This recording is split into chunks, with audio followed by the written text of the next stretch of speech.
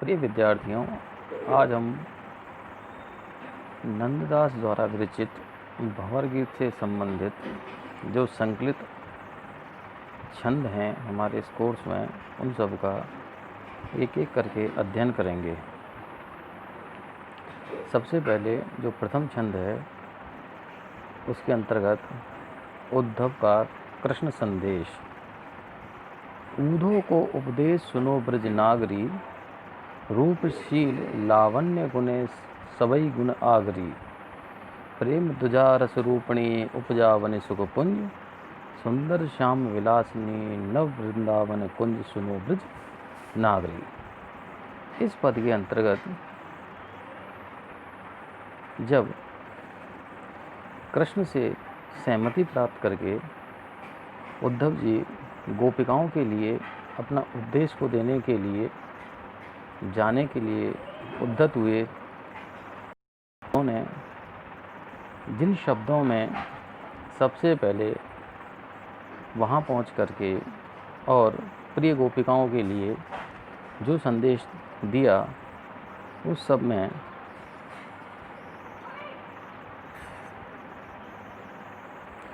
उन्होंने कहा कि हे ब्रज की नागरियों अर्थात ब्रज की चतुर वनिताओं स्त्रियों, मैं आप सभी के लिए भगवान श्री कृष्ण का उपदेश लेके आया हूँ।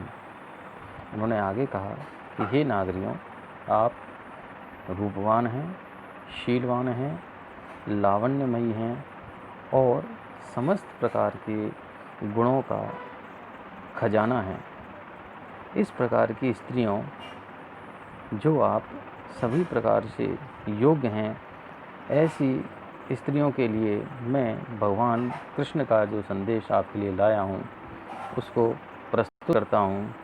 आप प्रेम की ध्वजाएं हैं और आप सभी रस और स्वरूपवान हैं, रसवान हैं, स्वरूपवान हैं और प्रत्येक हृदय में सुख के भंडार को उत्पन्न करने वाली हैं, अर्थात सभी लोगों को सुख प्रदान करने वाली हैं। और इसके साथ ही आप सुंदर हैं और श्याम अर्थात कृष्ण के साथ विलास लीलाएं करने वाली हैं।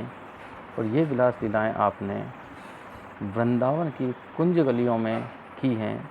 हे ऐसी ब्रज नागरियों, हे ऐसी ब्रज की वनिताओं, हे ब्रज की गोपियों, मैं आपके लिए भगवान श्री कृष्ण का द्वारा दिया गया जो संदेश है, उस संदेश को सुनाने आया हूँ। अतः आप सभी चित्त मन से इस संदेश को सुनें। इस पद के अंतर्गत उद्धव जी ने जो गोपिकाएं हैं, उन गोपिकाओं को यह बताने का प्रयास किया है कि हे गोपिकाएं, आप मूर्ख नहीं हैं, आप पूरी तरह से रूप से, गुण से एवं समस्त प्रकार के लक्षणों से युक्त हैं। और ऐसी समझदार स्त्रियों के लिए मैं उस भगवान कृष्ण के संदेश को लाया हूँ, क्योंकि हमेशा जो ज्ञान है वो ज्ञानी को ही दिया जाना चाहिए। अज्ञानी अर्थात और मूर्ख व्यक्ति को ज्ञान प्रदान नहीं किया जाना चाहिए, क्योंकि मूर्ख व्यक्ति को प्रदान किया गया ज्ञान कहीं भी कार्य नहीं करता है। धन्यवाद।